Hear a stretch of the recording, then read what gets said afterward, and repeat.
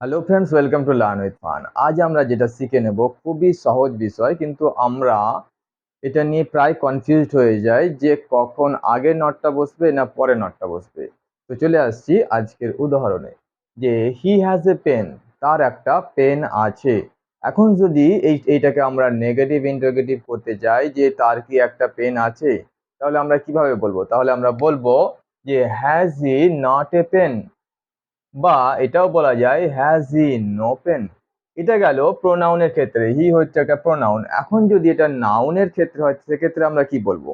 যেমন রাজ একটা নাম বা নাউন।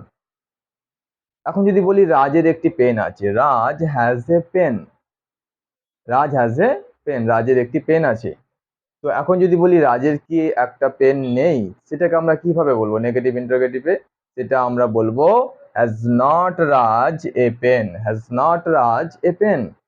এখানে একটা জিনিস লক্ষ্য করার বিষয়, সেটা হচ্ছে রাজ যেহেতু নাউন, তার আগে নট কথাটা বসলো, আর হি যেহেতু প্রোনাউন, তার পরে নট কথাটা বসলো।